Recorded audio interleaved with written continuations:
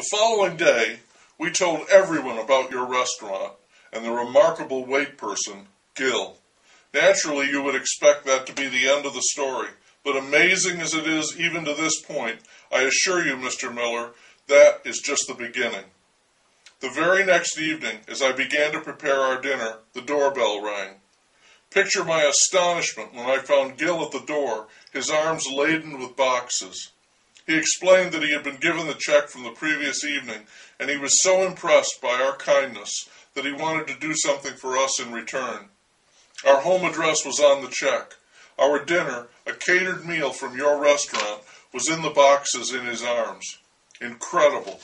Gil insisted on doing everything, from setting the table and serving the meal. A feast, Mr. Miller, soup and salad, our choice of lobster tail, filet mignon, quail, and a glorious vegetarian dish called Yumbo Gumbo, plus those fancy rich desserts. And then, wouldn't you know it, there he was in the sink, doing the dishes. It was only when I nearly made a scene that Gil permitted me to help with the cleanup.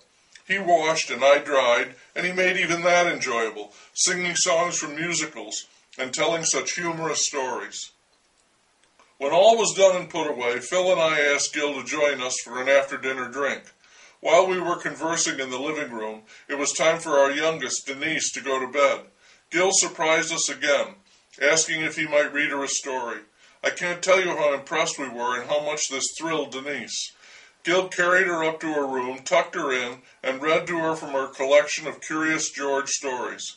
He has such a lovely voice. Phil and I listened, marveling at the foot of the stairs. That young man is really a wonder. Denise fell asleep in the middle of the second book, but Gil finished it anyway. He was on his way back downstairs when he passed Randy's bedroom. Randy was doing his homework. He's a bright boy, but he's been having trouble in math, with fractions. Both Phil and I have been working with him, but to no avail. I worry about it, but Phil counsels patience. Gil began working with Randy, and Mr. Miller, it was like a miracle, as if a veil somehow parted. I don't know how he did it, but he got through to Randy, and inside of an hour, our son was able to work problems in his head, not just on paper, and quickly, too. The two of them came downstairs and put on a show, Gil asking the questions and Randy reeling off the answers, lickety-split. It was an amazing performance. By this time, as you can imagine, we were all really quite taken with this young man. We could see that our daughter, Danielle, who was a freshman in college, was also clearly interested, if you know what I mean, in Gil. He must have noticed this too, but then Gil notices everything, because as he was about to go, he asked Phil and me if we would mind if he asked Danielle to go out and see a movie. She was home on a break from her school and had no appointments the following day. I couldn't see any objections. In fact, Mr. Miller, to be truthful, I found myself secretly wishing that I were 30 years younger and someone just like Gil would ask me out. He's intelligent, considerate, good-looking, quite a catch.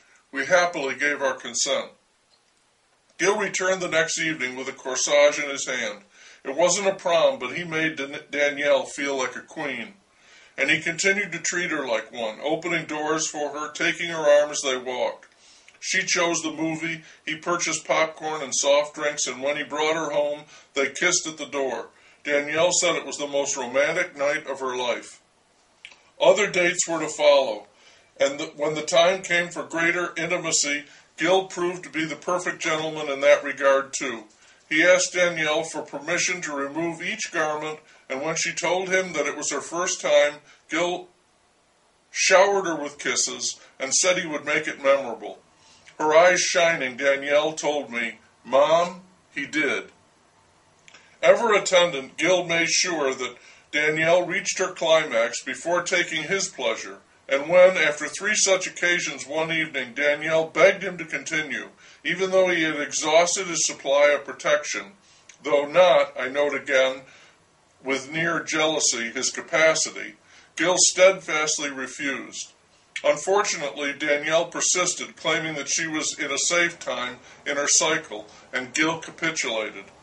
As a result, Danielle is now expecting a child. As you can see, she's hardly an expert when it comes to ovulation. To his credit, again, Gil accepted full responsibility for the conception and presented Danielle with a book of baby names. He also built a cradle and enrolled them both in a birthing class. He also asked us for our daughter's hand in marriage, so Gil will be our son-in-law, a thought that fills us with happiness and pride, the silver lining, if you will, to our anxiety over our daughter's condition. Danielle, always a little bit flighty, will benefit, no doubt, from Gil's profound common sense and practical insight. Since that eventful day, Gil has continued to establish himself not just as a fine person, but as a member of our family. He makes the most ingenious kites and flies them with Denise. He became an assistant basketball coach for Randy's team, and Randy is also getting straight A's in school. He's built a deck on the back of our house, rebuilt the engine in my car, installed new cabinets in our kitchen, waterproofed the basement, helped plant a garden, taught me how to play contract bridge, and entered us in several tournaments. I could go on and on and on. He's even planned the wedding, intimate, just family, out on the deck. Gil and Danielle wrote their own vows, and Gil has written several beautiful songs to celebrate the occasion, words and music both. When he sings them, accompanying himself on our piano, I can't help myself. It makes me cry. What a man. Mr. Miller, forgive me if I've taken too much of your time. You must already be aware of Gil and his exemplary character. How could you fail to notice such a bright young man? He's outstanding, and a credit to you for having the good sense to hire him.